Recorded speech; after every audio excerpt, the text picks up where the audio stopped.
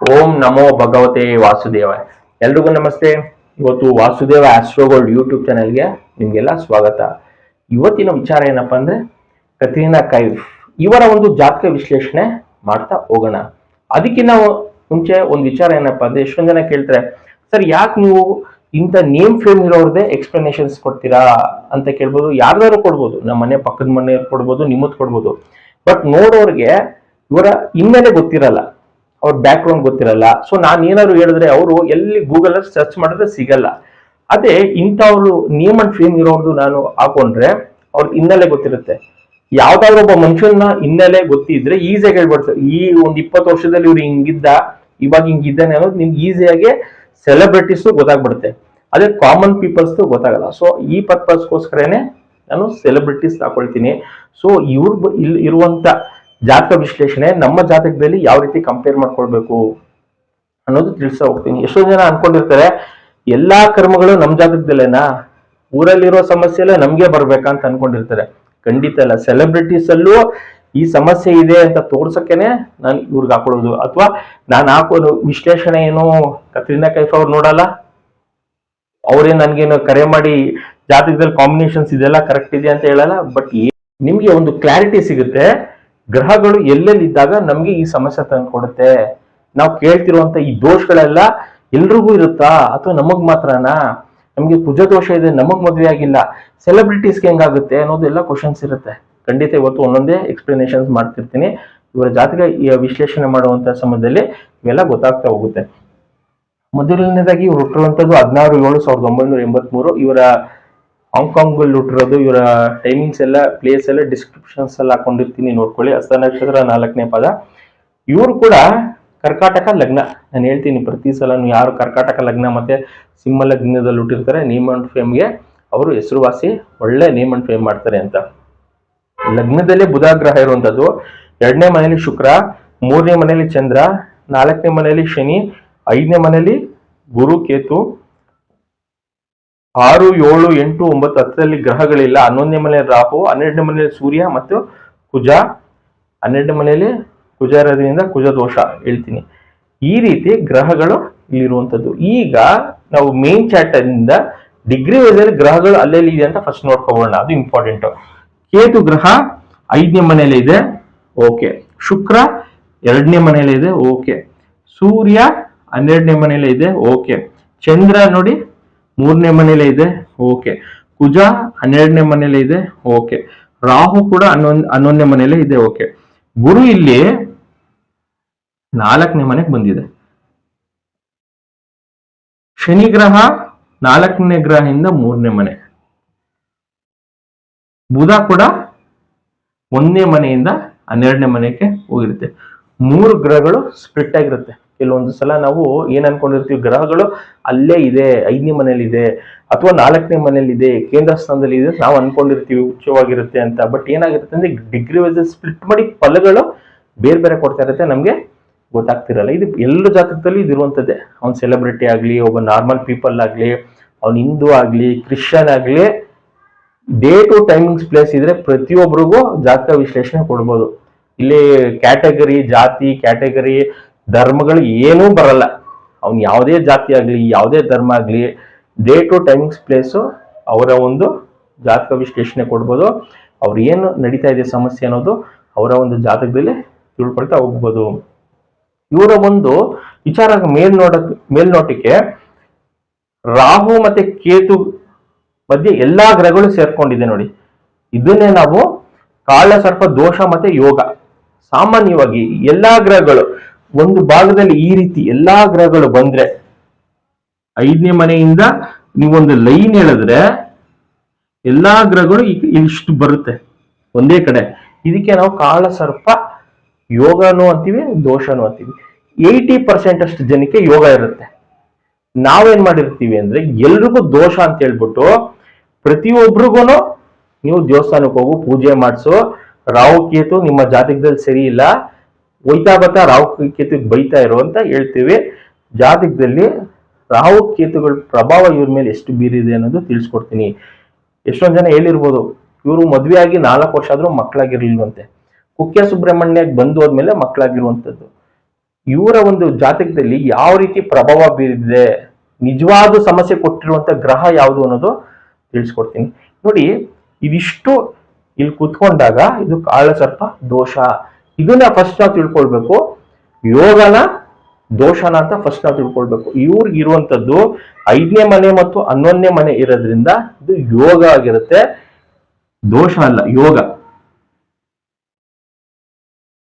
5ನೇ ಮನೆ ಮತ್ತು 11ನೇ ಮನೆ ಕೂತ್ಕೊಂಡು ಯೋಗ ಆಗಿರುವಂತದ್ದು. ಮತ್ತೆ ಇನ್ನೊಂದು ನಮ್ಗೆಲ್ಲ ಫೇಮಸ್ ಕುಜ ದೋಷ. 12ನೇ ಮನೆಯಲ್ಲಿ ಕುಜ ಇದ್ದು ಡಿಗ್ರಿ ವೈಸ್ ಅಲ್ಲಿ ಕೂತ್ಕೊಂಡು ಕುಜ ದೋಷ ಇರುವಂತದ್ದು. ನಾನು ಯಾವುದೇ ಆರೋಸ್ಕೋಪ್ ಎಕ್ಸ್ಪ್ಲನೇಷನ್ ಬಂದಾಗ ಜಾತಕ ವಿಶ್ಲೇಷಣೆಗೆ ಅವ್ರಿಗೆ ಕುಜ ದೋಷ ಇರುತ್ತೆ.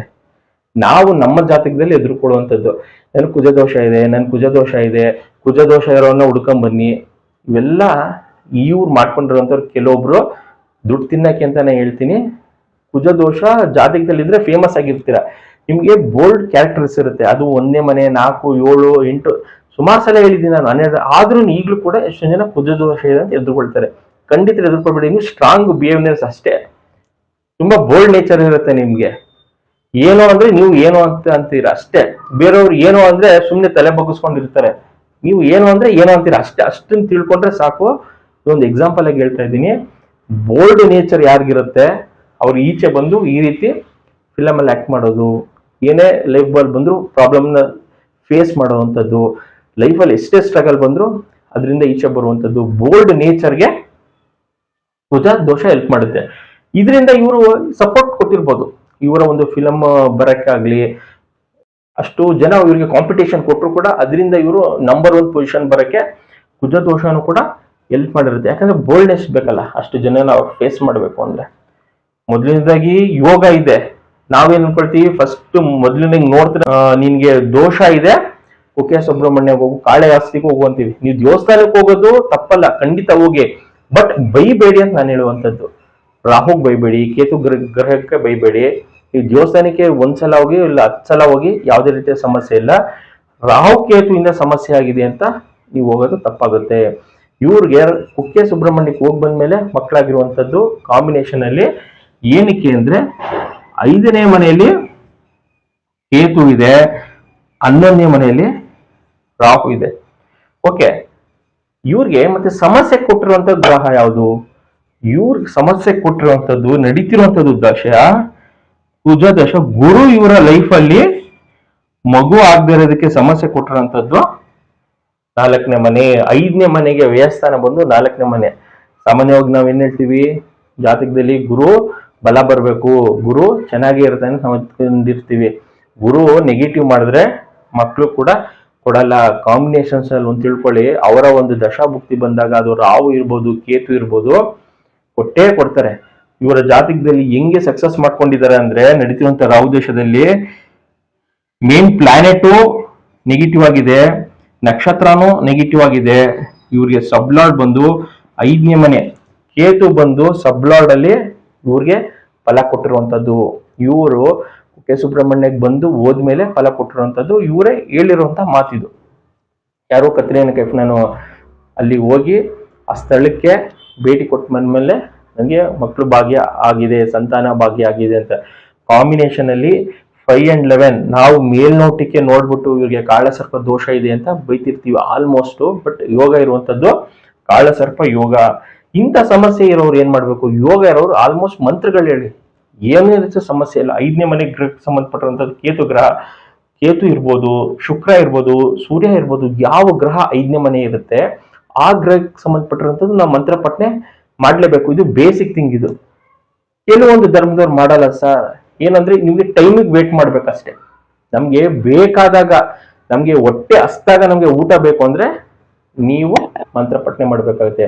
ಅದು ಬಂದಾಗ ಬರ್ಲಿ ಬಿಡು ಅಂದ್ರೆ ನೀವು ಏನೋ ಮಂತ್ರ ಪಠನೆ ಮಾಡೋ ಅವಶ್ಯಕತೆ ಇಲ್ಲ. ನಿಮ್ಮ ಒಂದು ದಶಾ ಭುಕ್ತಿ ಪಿರಿಯಡ್ ಅಲ್ಲೇ ಬರುತ್ತೆ, ನೀವು ವೇಟ್ ಮಾಡಿ. ನಮ್ಮ ರಿಕ್ವೈರ್ಮೆಂಟ್ಗೆ ನಮ್ಗೆ ಅರ್ಜೆಂಟ್ ಬೇಕು, ನಮ್ಗೆ ಈ ಟೈಮಿಂಗ್ಸ್ ಅಲ್ಲಿ ಇದಾಗ್ಲೇಬೇಕು, ಈ ಟೈಮಿಂಗ್ಸ್ ಅಲ್ಲಿ ನಮ್ಗೆ ಗೌರ್ಮೆಂಟ್ ಜಾಬ್ ಸಿಗ್ಬೇಕು, ಅಥವಾ ನನಗೆ ಈ ಟೈಮಿಂಗ್ಸ್ ಅಲ್ಲಿ ಯಾವ್ದೋ ಒಂದು ಜಾಬ್ ಸಿಗ್ಬೇಕು, ನನ್ ಕೆಲಸ ಆಗ್ಬೇಕು ಅಂದ್ರೆ ಮಂತ್ರ ಪಠನೆ ಮಾಡಿ. ರಿಕ್ವೈರ್ಮೆಂಟ್ ಆನ್ ನಿಮ್ಮ ಒಂದು ಯಾವ ರಿಕ್ವೈರ್ಮೆಂಟ್ ಇದೆ ಅದು ಯಾವ ಫಲಗಳು ಕೊಡ್ತಾ ಇದೆ ಅನ್ನೋದ್ಮೇಲೆ ಡಿಪೆಂಡ್ ಆಗುತ್ತೆ. ಉದಾಹರಣೆಗೆ ಹೇಳಿದ್ರೆ 5ನೇ ಮನೆ ಮಕ್ಕಳು ವಿಚಾರಕ್ಕೆ ತುಂಬಾ ಹೆಲ್ಪ್ಫುಲ್ ಮಾಡುತ್ತೆ ಅಂತ. ಇದೇ 5ನೇ ಮನೆ ನೀವ್ ಏನಾದ್ರು ಬಿಸ್ನೆಸ್ ಮಾಡ್ತಿದ್ರೆ ಲಾಸ್ ಆಗುತ್ತೆ, ಇದನ್ನ ತಿಳ್ಕೊಳ್ಬೇಕು. ಹನ್ನೊಂದನೇ ಮನೆಗೆ ಸಂಬಂಧಪಟ್ಟಿರುವಂತ ಗ್ರಹಕ್ಕೆ ನೀವು ಮಂತ್ರಪಟ್ನೆ ಉಂಗ್ರ ರುದ್ರಾಕ್ಷಿ ಮಾಡ್ಬೋದು, ಅಥವಾ ಎರಡನೇ ಮನೆ ಗ್ರಹ ಇರುವಂತ ಗ್ರಹಕ್ಕೆ ನೀವು ಉಂಗ್ರ ರುದ್ರಾಕ್ಷಿ ಮಂತ್ರಪಟ್ನೆ ಮಾಡ್ಕೊಳ್ಬೋದು. ಈ ರೀತಿ ನಮ್ಮ ಏನ್ ರಿಕ್ವೈರ್ಮೆಂಟ್ ಇದೆ ಆ ರಿಕ್ವೈರ್ಮೆಂಟ್ ತಕ್ಕನಂಗೆ ನಾವು ಗ್ರಹಗಳನ್ನ ಸೆಲೆಕ್ಟ್ ಮಾಡ್ಕೋಬೇಕು. ನಿಮ್ಗೆ ಮಕ್ಳ ಬಗ್ಗೆ ಬೇಕಾ 5ನೇ ಮನೆ, ದುಡ್ಡು ಕಾಸು ಮತ್ತೆ ಫಿಲಂ ಇಂಡಸ್ಟ್ರಿ, ಇನ್ನೊಂದು ಹೇಳೋದ್ ಮರ್ತೆ, ಫಿಲಂ ಇಂಡಸ್ಟ್ರಿಗೆ ಇವ್ರಿಗೆ ನೇಮ್ ಫೇಮ್ ತಂದು ಕೊಟ್ಟಿರೋದು ಒಂದು ಕೇತು, ರಾಹು ಗ್ರಹ ಮತ್ತೆ ಶುಕ್ರ ಗ್ರಹ ಲಗ್ನದಿಂದನೇ 2ನೇ ಮನೆಯಲ್ಲಿದ್ದು 4-11-2 ಕಾಂಬಿನೇಷನ್ಸ್ ಇದ್ದು ಎಕ್ಸಲೆಂಟ್ ಒಳ್ಳೆ ನೇಮ್ ಅಂಡ್ ಫೇಮ್ ಇವ್ರಿಗೆ ಜಾತಕದಲ್ಲಿ ತಂದ್ಕೊಟ್ಟಿದೆ. ಶುಕ್ರ ಗ್ರಹನು ಕೂಡ ಫಿಲಂ ಇಂಡಸ್ಟ್ರಿಗೆ ತುಂಬಾ ಹೆಲ್ಪ್ಫುಲ್ ಮಾಡಿದೆ. ಯಾರ ಜಾತಕದಲ್ಲಿ ಶುಕ್ರ ಗ್ರಹ ಚೆನ್ನಾಗಿರುತ್ತೆ, ಒಳ್ಳೆ ಕಾಂಬಿನೇಷನ್ಸ್ ಇರುತ್ತೆ, ಅವ್ರು ಒಳ್ಳೆ ಸಿಂಗಿಂಗು, ಡ್ಯಾನ್ಸಿಂಗು, ಮತ್ತೆ ಯಾವ್ದಾದ್ರು ಒಂದು ಧಾರಾವಾಹಿ, ಯಾವ್ದಾದ್ರು ಪಾರ್ಟಿಸಿಪೇಟ್ ಅಲ್ಲಿ ನೇಮ್ ಫೇಮ್ ಮಾಡಿರುವಂತದ್ದು, ಪ್ರೈಸ್ ಗೆಲ್ಲುವಂತ ಭಾಗ್ಯ ಶುಕ್ರ ಗ್ರಹ ತಂದ್ಕೊಟ್ಟಿರೋದು ಕಾಂಬಿನೇಷನ್ ಅಲ್ಲಿ ಒಳ್ಳೆ ಪ್ಲೇಸ್ಮೆಂಟ್ಸ್ ಅಲ್ಲಿ ಇರ್ಬೇಕಾಗುತ್ತೆ. ಈ ರೀತಿ ಇವ್ರಿಗೆ ರಾಹು ಮತ್ತೆ ಕೇತು ಮತ್ತೆ ರಾಹು ಗ್ರಹ ಮಕ್ಕಳ ವಿಚಾರಕ್ಕೆ ತುಂಬಾ ಹೆಲ್ಪ್ ಮಾಡಿರುವಂತದ್ದು.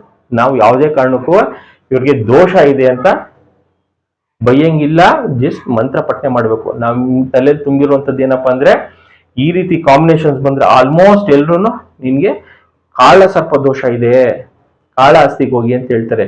ಇನ್ ಕೇಸ್ ನಿಮ್ಗೆ ಏನಾದ್ರು ಒಂದು ಕಳ್ಸಿದ್ರು ಕೂಡ ನಿಮ್ಮಲ್ಲಿ ಹೋಗಿ ಮಂತ್ರ ಪಠನೆ ಮಾಡಿದ್ರೆ ಸಾಕು, ನಿಮ್ಗೆ ಏನೇನ್ ಸಿಗ್ಬೇಕು ಎಲ್ಲಾ ಬಗ್ಗೆನೂ ಭಗವಂತ ಕೊಟ್ಬಿಡ್ತಾನೆ. ಅಲ್ಲೋಗಿ ಬೈಕೊಂಡ್ ಬರೋ ಅವಶ್ಯಕತೆ ಇಲ್ಲ ನಿನ್ನಿಂದ ಸಮಸ್ಯೆ ಆಗಿದೆ ಅಂತ. ಯಾಕಂದ್ರೆ ಗ್ರಹಗಳು ಕೂಡ ಕ್ರೆಡಿ ಇರುತ್ತೆ. ನಾವು ತಪ್ಪಾಗಿ ಗ್ರಹಿಸ್ಕೊಂಡು ಈ ಜ್ಯೋತಿಷ್ಯ ಶಾಸ್ತ್ರವನ್ನ ಈ ಗ್ರಹಗಳಿಗೆ ಬೈತಿರ್ತೀವಿ, ನೀನ್ ಸರಿ ಇಲ್ಲ, ನೀನು ಕುಜ ದೋಷ ಅಂತ. ಕುಜ ರೆಡಿ ಇರ್ತಾನೆ, ನೀನ್ ವಿಲ್ ಪವರ್ ಸ್ಟ್ರಾಂಗ್ ಮಾಡಕ್ಕೆ ನಾನು ಬಂದಿರೋದು ಕುಜ ದೋಷವಾಗಿ ಅಂದ್ರೆ ನಾವು ಅದನ್ನ ಕೇಳಕ್ ರೆಡಿ ಇರಲ್ಲ. ಇದನ್ನ ನಾವು ತಿಳ್ಕೊಳ್ಬೇಕು. ಜಾತಕದಲ್ಲಿ ನಮ್ಮ ರಿಕ್ವೈರ್ಮೆಂಟ್ ಏನಿರುತ್ತೆ, ಮತ್ತೆ ನಮ್ಗೆ ಯಾವ ಫಲಗಳು ಬೇಕು, ಮತ್ತೆ ಯಾವ ಮಂತ್ರ ಪಠನೆ ಮಾಡ್ಕೊಳ್ಬೇಕು, ಇದು ಸಿಂಪಲ್ ಆಗಿ ನಾನು ಹೇಳಿರುವಂತದ್ದು. ಕಾಮನ್ ಆಗಿ ಫೇಸ್ ಮಾಡ್ತಿರ್ತಾರೆ ಈ ಪ್ರಾಬ್ಲಮ್ಸ್ ನ. ಕಾಳ ಸರ್ಪ ದೋಷ, ಯಾರು ನೋಡು ಮದ್ವೆ ಆಗಿಲ್ಲ, ಮಕ್ಳಾಗಿಲ್ಲ, ಕಾಳ ಸರ್ಪ ದೋಷ ಇದೆ ಯಾರಿಗೆ, ಮತ್ತೆ ಕುಜ ದೋಷ ಇದೆ, ಮತ್ತೆ ನಮ್ಗೆ ಟ್ರಾನ್ಸಿಟ್ ಅಲ್ಲಿ ಆಗುವಂತ ಸಾಡೆ ಸಾತಿನೂ ಅದೊಂದು ದೊಡ್ಡ ಸಮಸ್ಯೆ ಆಗಿ ಹೇಳ್ಬಿಡ್ತಾರೆ. ನಿಂಗೆ ಸಾಡೆ ಸಾತಿನ ಸಮಸ್ಯೆ ಆಗ್ತದೆ ಅಂತ. ಅದು ಶನಿ ದಶ ಬಂದಿರಲ್ಲ, ಮತ್ತೆ ಅದು ಗೋಚಾರದಲ್ಲಿ ಯೂನಿವರ್ಸಲ್ ಆಗಿ ಕಾಮನ್ ಆಗಿರುತ್ತೆ ಸಾಡೆ ಸಾತಿ ಅನ್ನೋದು, ಏನು ಒಬ್ರಿಗಾಗಿರಲ್ಲ. ಒಂದು ರಾಶಿಯಿಂದ ಹಿಂದೆ ಮುಂದೆ 7 ವರ್ಷ ಆಗುವಂತದ್ದು ಎಷ್ಟೋ ಕೋಟಿ ಜನಕ್ಕೆ ಅಪ್ಲೈ ಆಗ್ತಾ ಇರುತ್ತೆ. ನಿಮ್ಮ ಒಂದು ಆರೋಸ್ಕೋಪ್ ಅಲ್ಲಿ ಪ್ಲಾನೆಟರಿ ಪೊಸಿಷನ್ಸ್ ಸ್ಟ್ರಾಂಗ್ ಆಗಿದ್ರೆ ಶನಿ ಪ್ಲಾನೆಟ್ ಯಾವುದೇ ರೀತಿಯ ಸಮಸ್ಯೆ ಆಗಲ್ಲ. ಅದನ್ನ ನಾವು ತಿಳ್ಕೊಳ್ಬೇಕು. ಇನ್ ಕೇಸ್ ಸಾಡೆ ಸಾತಿ ನಿಮ್ಗೆ ಏನಾದ್ರು ನಡೀತಾ ಇದೆ, ಪ್ಲಾನೆಟ್ಸ್ ಏನಾದ್ರು 11th ಹೌಸ್ ಅಲ್ಲಿ ಇದ್ರೆ ಯಾವುದೇ ರೀತಿಯ ಪ್ರಾಬ್ಲಮ್ ಇಲ್ಲ. ಇನ್ ಕೇಸ್ ನಮ್ಗೆ ಸಾಡೆ ಸಾತಿ ನಡೀತಾ ಇಲ್ಲ ಆದ್ರೂ ಸಮಸ್ಯೆ ಬರುತ್ತೆ. ಜಾತಕದಲ್ಲಿ ಏನಾದ್ರು ಶನಿ ಪ್ಲಾನೆಟ್ 8ನೇ ಮನೆಯಲ್ಲಿ ಇದ್ರೆ ಮತ್ತು 12ನೇ ಮನೆಯಲ್ಲಿ ಇದ್ರೆ ಬಂದೇ ಬರುತ್ತೆ. ಸಾಡೆ ಸಾತಿಯಿಂದನೇ ಬರ್ಬೇಕಾ ಆ ರೀತಿ ಏನಿಲ್ಲ, ಅದು ಗೋಚಾರದಲ್ಲಿ ಎಲ್ರಿಗೂ ಕಾಮನ್ ಆಗಿರುವಂತದ್ದು. ಅದ್ರ ಜೊತೆಗೆ ನಮ್ಮ ಆರೋಸ್ಕೋಪ್ ಅಲ್ಲಿ ಪ್ಲಾನೆಟರಿ ಪೊಸಿಷನ್ಸ್ ಎಲ್ಲಿದೆ ಅಂತ ನಾವು ನೋಡ್ಕೊಳ್ಬೇಕು. ಇದನ್ನ ನಾವು ಮೇನ್ ಆಗಿ ನೋಡ್ಕೊಳ್ದೆ ಸುಮ್ಮನೆ ಗ್ರಹಗಳಿಗೆ ನೀನ್ ಅಲ್ಲಿದ್ಯಾ ನೀ ಇಲ್ಲಿದ್ಯಾ ಅಂತ ಬೈದ್ರೆ ಅದು ನಾವೇ ಕರ್ಮ ಕಟ್ಕೊಳ್ಳಂಗೆ. ಇದು ಹೇಳ್ದವ್ರಿಗೂ ಕರ್ಮ ಬರುತ್ತೆ. ನಿನ್ ಜಾತಕದಲ್ಲಿ ಆ ಶಾಂತಿ ಮಾಡಿಸ್ಬೇಕು, ಈ ಶಾಂತಿ ಮಾಡಿಸ್ಬೇಕು ಅಂತ ಸುಮ್ನೆ ಹೇಳ್ದವ್ರಿಗೂ ಪಾಪ ಬರುತ್ತೆ, ಕೇಳಿಸ್ಕೊಂಡು ಅದನ್ನ ಮಾಡೋರ್ಗೂ ಕೂಡ ಪಾಪ. ಯಾಕಂದ್ರೆ ಗ್ರಹಗಳು ಕೊಟ್ಟಿರುವಂತವ್ರನ್ನ ನಾವೇ ಅದನ್ನ ನಾಶ ಮಾಡ್ತೀವಿ, ಒಳ್ಳೊಳ್ಳೆ ವರಗಳನ್ನ ನಾವೇ ನಾಶ ಮಾಡ್ತೀವಿ. ಇನ್ ಕೇಸ್ ಕೇತು ಮತ್ತೆ ರಾಹು ಗ್ರಹಕ್ಕೆ ಏನಾದ್ರೂ ಇನ್ ಕೇಸ್ ಇವ್ರು ಬೈದಿದ್ರೆ ನನ್ನ ಜಾತಕದಲ್ಲಿ ರಾಹು ಸರಿ ಇಲ್ಲ, ಕೇತು ಸರಿ ಇಲ್ಲ, ಇನ್ನ ಡಿಲೇ ಮಾಡುತ್ತೆ. ಯಾಕೆ ಅಂದ್ರೆ ಇಲ್ಲಿ ಗುರುನೇ ಸಮಸ್ಯೆ, ಜಾತಕದಲ್ಲಿ ಗುರುನೇ ಸಮಸ್ಯೆ ಕೊಟ್ಟಿರುತ್ತೆ. ಕೇತು ನಾನು ರೆಡಿ ಆಗಿದ್ದೀನಿ ಕೊಡಕ್ಕೆ ಅಂತಾಗ ನಾವು ಕೇತುನು ಬೈದ್ರೆ ಇನ್ನು ಭಾಗ್ಯ ಇನ್ನೆಲ್ಲಿಂದ ಬರುತ್ತೆ? ಕೊಡೋ ಗ್ರಹ ಗುರುನು ಸರಿ ಇಲ್ಲ, ಕೊಡುವಂತ ಗ್ರಹ ಕೇತು ಕೂಡ ನಾವು ಬೈಕೊಂಡ್ರೆ ನೀನು ನನ್ನ ಜಾತಕದಲ್ಲಿ ಕಾಳಸರ್ಪ ದೋಷವಾಗಿದೆಯಾ ಅಂತ ಅಲ್ಲೋಗಿ ನಿವಾಳಿಸೋದು, ಪೂಜೆ ಎಲ್ಲ ಮಾಡಿಸಿದ್ರೆ ಬರೋ ಯೋಗನೂ ಬರಲ್ಲ. ಇದನ್ನ ನಾವು ತಿಳ್ಕೊಳ್ಬೇಕು. ಜಾತಕದಲ್ಲಿ ಯೋಗಗಳಿದ್ಯಾ, ಕುಜ ದೋಷ ಇದ್ರೆ ಏನ್ ಮಾಡ್ಕೊಳ್ಬೇಕು, ನಾವು ಮಾಡ್ತಿರುವಂತ ಕೆಲಸ ಕರೆಕ್ಟ್ ಆಗಿದ್ಯಾ, ಮತ್ತೆ ನಾವು ಮಾಡ್ತಿರುವಂತ ಕೆಲ್ಸಕ್ಕೆ ನಮ್ಮ ಈ ಪ್ಲಾನೆಟರಿ ಪೊಸಿಷನ್ಸ್ ಎಸ್ ಅಂತ ಇದೆಯಾ. ಫಿಲಂ ಇಂಡಸ್ಟ್ರಿಗೆ ಇವ್ರಿಗೆ ಕರೆಕ್ಟ್ ಆಗಿ ಪೊಸಿಷನ್ಸ್ ಇರುವಂತದ್ದು ನಡೀತಿರುವಂತದ್ದು. ರಾಹು ದಶ ಕಳೆದು ಗುರುದಶ, ಗುರುವಿನ ನಕ್ಷತ್ರದಲ್ಲಿ 5ನೇ ಮನೆ ಇರೋದ್ರಿಂದ 5ನೇ ಮನೆ ಯಾರಿಗಿರುತ್ತೆ ಅವ್ರಿಗೆ ಒಳ್ಳೆ ಫಿಲಂ ಅಲ್ಲಿ ನಟಿಸುವಂತ ಭಾಗ್ಯ ಕೂಡ ಇರುತ್ತೆ. ಇದನ್ನ ನಾವು ಜಾತಕದಲ್ಲಿ ನೋಡ್ಕೊಳ್ಬೇಕು. ನಮ್ಮ ರಿಕ್ವೈರ್ಮೆಂಟ್ಗೆ ನಮ್ಮ ಜಾತಕ ಎಸ್ ಅಂತ ಇದೆಯಾ, ಇಷ್ಟು ನೋಡ್ಕೊಂಡ್ರೆ ಸಾಕು. ಇದಿಷ್ಟು ಕತ್ರಿನಾ ಕೈಫ್ ಅವ್ರ ಬಗ್ಗೆ ವಿಚಾರ. ನೆಕ್ಸ್ಟ್ ಎಪಿಸೋಡ್ ಅಲ್ಲಿ ಇನ್ನೊಬ್ರು ಒಳ್ಳೆ ಸೆಲೆಬ್ರಿಟಿ ಇದ್ದವ್ರು ಹಾಕೊಳ್ತೀನಿ. ಸೊ ಅದರಿಂದ ನಾವು ಕಲಿಯುವಂತ ಪಾಠಗಳು ತುಂಬಾ ಇರುತ್ತೆ. ಅವ್ರ ಜಾತಕದಲ್ಲಿ ಯಾವ ರೀತಿ ಪ್ಲೇಸ್ಮೆಂಟ್ಸ್ ಇರುತ್ತೆ, ಡಿಗ್ರಿ ವೈಸ್ ಅಲ್ಲಿ ಯಾವ ರೀತಿ ಕೂತಿರುತ್ತೆ, ಮತ್ತೆ ನಾವು ಯಾವ ರೀತಿ ಅದನ್ನ ತಿಳ್ಕೊಂಡಿರ್ತೀವಿ ಅನ್ನೋದು ನೆಕ್ಸ್ಟ್ ಆರೋಸ್ಕೋಪ್ ಅಲ್ಲಿ ಇನ್ನ ವಿವರಣೆ ಕೊಡ್ತಾ ಹೋಗ್ತೀನಿ. ಒಬ್ಬೊಬ್ರು ಜಾತಕದಲ್ಲಿ ಒಂದೊಂದು ಕಲಿಯೋದು ನಮ್ಗಿರುತ್ತೆ. ಇವರ ಆರೋಸ್ಕೋಪ್ ಅಲ್ಲಿ ಕಾಳಸರ್ಪ ದೋಷ, ಕುಜ ದೋಷ ಹೇಳಿದೀನಿ. ಇನ್ನೊಬ್ರು ಆರೋಸ್ಕೋಪ್ ಅಲ್ಲಿ ಇನ್ನೊಂದು ವಿಚಾರ ಇರುತ್ತೆ. ಅದು ನಮ್ಮ ಜಾತಕದಲ್ಲಿ ಬಂದಾಗ ನಾವ್ ಏನ್ ಪರಿಹಾರ ಮಾಡ್ಕೊಳ್ಬೇಕು ಅನ್ನೋದು ತಿಳಿಸ್ತಾ ಹೋಗ್ತೀನಿ. ಇದಿಷ್ಟು ವಿಚಾರ.